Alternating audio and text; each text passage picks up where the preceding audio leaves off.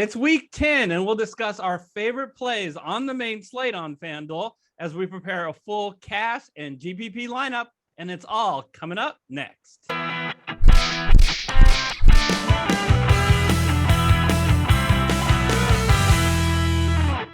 Hello, everyone. I'm Eric Lee. And I'm Michael Wiley, and we're the Fantasy Football Consultants.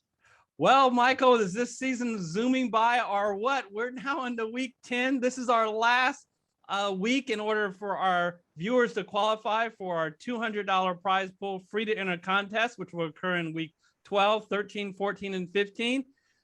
Get into the description, folks, and put in your best takes. Here are some of the great takes that we had from last week. And guess what, folks? We right now are ready to reveal. We're only going to have 18 qualifiers. We're going to reveal half of those folks right now. Congratulations to Robert, Mike, Rocky, Bentley, Scott, Steven, Brian, My Sports Review, and one of my favorite names on there, the Football Jesus. So thank all of you guys you guys have been awesome. You've helped this show because the show isn't all about us, Michael and me. It's about all of us, the FFC community, and you guys have contributed. So you are happy to invite you in. So make sure you go in when you put your takes this week, all of you guys, put in your FanDuel username so we can get you into the contest. And if you're not on this list, get in your comments as well. We still got 9 spots to fill. Let's go to the studio with our cash lineup on FanDuel. We got some guys here at the top that have a lot of upside, pretty high floors, but they're also pretty expensive. And I think there's a couple of guys that we could pick on who are maybe not quite half the price, but save us several $1,000s who have similar floors. And let's start with Deontay Johnson with Cleveland Browns. All right, so going all the way down here at $5,400. Exactly. So $5,400, and Chubb is out. It looks like he's questionable right now, but it's pretty clear he's not going to play. We also coming off the IR is Kareem Hunt, but I don't think he's ready to play. And even though it's in New England, and New England has been one of the tougher teams, I think Cleveland knows they have to go through the run. The weeks they've done well, they've used the run. And the weeks that they didn't have Kareem Hunt or Nick Chubb was week 6 against Denver or 7. And we see what Deontay Johnson did. He looked fantastic. He only got a couple of passes. But I see that going up, and I see him getting a similar workload. So really high floor and even a decent ceiling at $5,400. How do you pass that up, Eric? You don't. So the only way you pass it up is if the news changes and either Hunt or Chubb play. So everybody in our community, watch out for that, and we'll monitor that in the comment section. So for now, we get Johnson. And another guy who's going to benefit from the fact that any competition is now out of the way is James Conner at $7,000. I'm a little surprised because there's no question that Chase Edmonds is out. Chase Edmonds is not going to play likely for another 3 to 4 weeks. So James Conner gets the backfield all to his self, and look what he did with it last week with a whopping 26 touches. That's what I like. Yeah, we love the 3 TDs, but we cannot count on that. But what we love is the exposure for 26 touches, and we also love the game environment. He's a home favorite, 10-point favorite, 27 implied total. They love using him at the goal line. And guess what? He probably would get his quarterback, Kyler Murray, but Michael, Kyler Murray is not healthy. He's not the threat to run the ball around the goal line like he has been in the past, which means just more opportunity for James Conner. Yeah, no, I think you hit the nail on the head with that one, right? And so he's getting those touches at the goal line with Edmonds out. he's going to get all these touches, including in the passing game. And you might say, oh, well, Carolina's been pretty good against the run. Well, so had the Niners. And so, at this price, again, how do you pass this up? I don't know if folks know this, but James Conner has more touchdowns than anyone in the league right now. So he's going to continue to see, especially with Edmonds out, the workload. All right. So what we've done, Michael, is we have saved money at running back to just go absolutely nuts at wide receiver. So go nuts. All right. Well, you're going to go a little bit more nuts than I am. Let's start with Deontay Johnson. So kind of similar situation as these two. Deontay Johnson's competition is weak, right? And so, yeah, he's not the cheapest guy on here, but he's not the most expensive either. Juju is out as well this week. Claypool may be out. He does give up some touches out of the passing game to Najee Harris, but he's definitely the go-to guy, even when he was bracketed and like he was in the Bears game. And I think that Najee is going to start getting more attention, which is just going to be great for Deontay Johnson. Wait, you said I was going to go nuts. You know what nuts means? The best wide receiver in the land, Davante Adams, with the caveat that Aaron Rodgers must be back in the lineup playing. If he is out, we're going to pivot away from Adams. But you know what I would like to have even more, or almost as much? I want Russell Wilson to play for the Seattle Seahawks. And I think this is going to be a real shootout between both teams, forcing Green Bay to put up some points. So something to watch for. And if that happens, I mean, Michael, $8,700 for Davante Adams playing in a great matchup, assuming he has his quarterback. That's just way too cheap. Yeah, I think there was an expectation here that Rodgers may not play. So, stay on top of that. That news is evolving by the minute. Pretty interesting news there. And I think it's pretty likely that Russell Wilson will play for Seattle, but something to make sure of. As a Seahawk fan, I would like to see Russell Wilson play and not Aaron Rodgers. We'll pull off an upset, hopefully. All right, so we've got Johnson, we've got Adams. Who do you want to put it at the third wide receiver?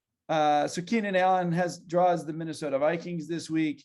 He's the go-to guy for Herbert, and he's got a really high floor. I think has some upside with Williams seeming to be not 100%. And the Chargers continue to kind of bleed against the run, which means that it's probably going to be a high-scoring game. Yeah, I just love the fact. I mean, in our NFL DFS masterclass, we just talked about you need to get targets out of your wide receiver. That's the most important category. On the main slate, we've got number 1, number 2, and number 3. And you guys like, wait a minute. Isn't Cooper Kupp or Tyreek Hill? Yeah, but they're not on the main slate. And Tyreek and Calvin Ridley is not in the NFL right now. So these are on an average per game basis, the top 3. All right, so we're going to go to tight end, and we're going to have a couple of options I'd like you to consider for tight end. Both will create cost savings for you, and they both are $5,100. The first guy is Dan Arnold, the clear number 1 tight end on Jacksonville. Look what he's done in the last 4 weeks. And especially in the last 2 weeks, even though Jacksonville as an offense hasn't done anything, they haven't even scored in double digits. Yet he runs a lot of routes. He's in on a lot of snaps. If the Jacksonville actually puts points on the board, we actually can get even more of an upside, hopefully with a touchdown. So at $5,100, Dan Arnold is one option. The other option is Freiermuth from the Pittsburgh Steelers. He's a guy who I think has the better upside, but I like Dan Arnold's floor unless we get the news that Claypool is out. Remember, Smith-Schuster has already been out. And if Claypool's out as well, the Steelers have to throw to somebody besides Harris and Deontay Johnson. So I really think that this guy's floor becomes very tolerable. Your thoughts, Michael, between yeah, I mean, if you watched the game last on Monday night, the Steelers. So when when Najee was getting too much attention and Deontay Johnson was getting bracketed, then the go-to guy around the goal line was Freiermuth. So that's I think I like that pick, and I agree with you. Arnold has a higher floor, but perhaps a higher ceiling is Freiermuth. So we're going to put Arnold in. You can obviously pivot if you like, and if you find out Claypool is not playing, that's our recommendation that you pivot. All right, Michael. I think we know what we want to do at flex, but let's keep it a secret. So to allow what we're going to do at flex, I am going to, it's a little hard for me to say this name. I'm going to need to save some money. This is not a guy I have been too high on, but I think he's in a very good situation this week. It's Taylor Heinecke. So you know what we say here at the FFC, when you face Tampa Bay, you do not attack them on the ground.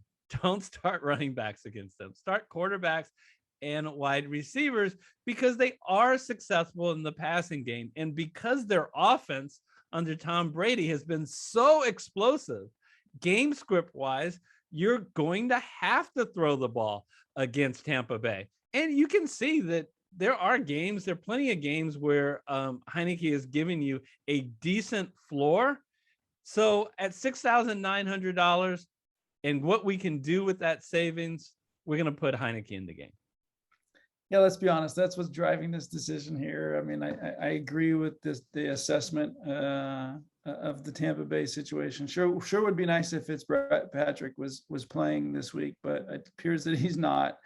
And so, yeah, so we can do what we want at flex.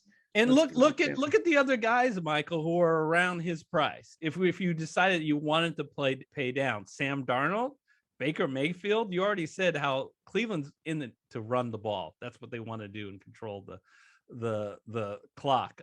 Trevor Siemian, who's probably not even going to play.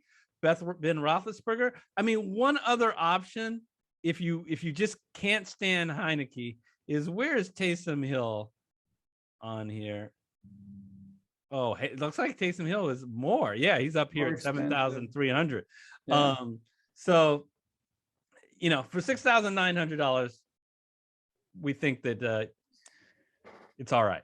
Yeah, I think actually one pivot that I'll mention here, especially if we don't go with Adams because of Rodgers not playing, and we go a little bit lower on price for that receiver. I really like Matt Ryan, 7,300 against Dallas. He looked really good this last week against the Saints, and so I like that play this week.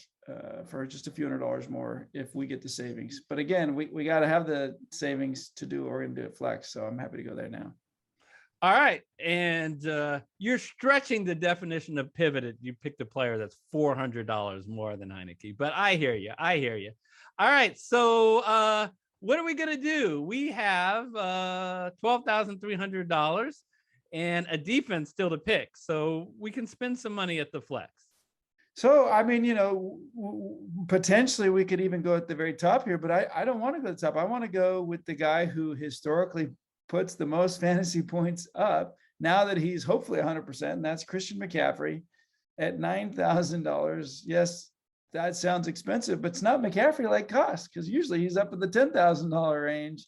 Yeah, Mike, I don't get it. He was $10,000 last week, and he proved that he was healthy, and he played. And now they drop him not $1,000. Go figure. Yeah, no, and I think he's the key to getting the Panthers right. And so for me, that's where they have to go is to Christian McCaffrey, get him involved in the passing game, get him touches in the running game. He's going to get 25 plus touches this week is my estimate. And therefore he's going to put up some points. So really high floor and a pretty high ceiling. Why not go with C-Mac? All right, so bam. It just seems so weird to have at the beginning of the year. Could you imagine seeing Najee Harris and Jonathan Taylor ahead of Christian McCaffrey? More expensive. No, it's bizarre. All right, so our last spot, we have exactly $3,300 left to spend on a defense, which means that we got to scroll all the way to the bottom. And Jets, no. Lions, no. it's kind of a game. Which one of these things is not like the other? Which one of these things isn't the same? No, heck no, and absolutely no. But hey, not too bad, LA Chargers. At $3,300. Hey, at least we get a defense that's at home and it's favored. So game script should be in their favor. And sometimes Kirk Cousins makes some incorrect decisions. Michael, can you tell me what's going on though with the Charger defense? I actually was surprised to see them so low in sacks. I thought that they were a little bit better. What's going on this year? Well, I think the problem is everybody knows that you can run against them, right? And so when a team, when a team has to prepare play by play for the run and people are running against them, that makes for third and short on a regular basis, which makes it harder for the defensive linemen to pin their ears back and come hard. So the Chargers need to get up on teams. They need to change how they're approaching the run. So yeah, I expect to see this improve. And like you say, Kirk Cousins, even when it's third and short, can make some mistakes. And that is our cash lineup. All right, before we get to our GPP, we have a big announcement here at the FFC. Loyal long-term viewers know that every year, we know it's all about you guys. We have a subscriber appreciation week. It's usually the last week, kind of a la what the baseball teams used to do back in the day. Well, this year, our subscriber appreciation week, since we're so thankful to our FFC community, is going to be Thanksgiving week. So we're working on a whole lot of neat things to do that week for you guys, a couple extra shows. So we'll disclose all that next week. So in preparation, if you haven't yet, make sure that you're subscribed to the channel. And you always want to start with a stack for GPP. And we got to figure out what game we want to attack. And you know what? Why not Buffalo and the New York Jets? I know Buffalo just Michael, do you remember how many touchdowns the Buffalo Bills got last week? One. It's just when they're playing touchdown, when they landed. It just was really, really shocking. I think that they get back on track when they go from Jacksonville now over to New York. This Jet team has given up, I think, 76 points in the last 2 weeks. Not good. I really expect that a Josh Allen stack to Stephon Diggs, eventually he is going to come out and score some points, and Emmanuel Sanders, and run that back with Elijah Moore. What are your thoughts? Yeah, no, it's time for so Buffalo has to get its ship right, and nothing better than playing against really perhaps the worst defense in the league. And I really like Elijah Moore. So he's a rookie this year. I'm moving you around here, but he kind of had a rough start, then he got hurt, and now he's back. Some people think maybe Josh Johnson just really likes throwing the ball to him. So if he's not starting, but Elijah Moore is kind of one of the only things that's impressive going on for the Jets right now. Yeah, they've scored some points the last couple of weeks, and hit the other targets, but he was the biggest recipient this last week. So Buffalo is tough against the pass, tough against everything. But I think the Jets are going to be coming from behind and have to throw the ball. Yeah, and Mike White has, right now, Robert Saleh has announced that he is the starter, and admittedly, he has looked good. And they said that he's the starter because Zach Wilson is not ready. Yeah. If White was horrible in his 2 games, I think Wilson would have somehow become ready. I think that's probably right. All right, let's we've already talked about the 2 running backs in our cash game. We're going to use Johnson and McCaffrey. Of course, that's assuming both Chubb and Hunt are out. And we talked about the upside that we really like with Freiermuth. But let's talk a little bit about our other stack, our running back and defense stack. Austin Eckler you know, this guy, had an off week that last week. So I think we might get a little bit lower ownership, but this guy has done everything this year.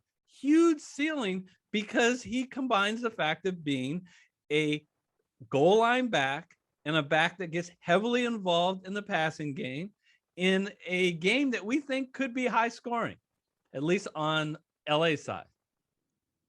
Yeah, he, again, just watch the videos of this guy, strongest pound for pound guy in the NFL, great out of the backfield with the passing game. A lot of upside, which is what you want to go for in GPP. And Minnesota defense is not good. They have not performed well this year. All right, so that is our GPP play. Until we see you guys next week when we reveal our subscriber week, all our activities, as well as take you through week 11 in FanDuel. Take care, everybody. Stay safe. Bye-bye.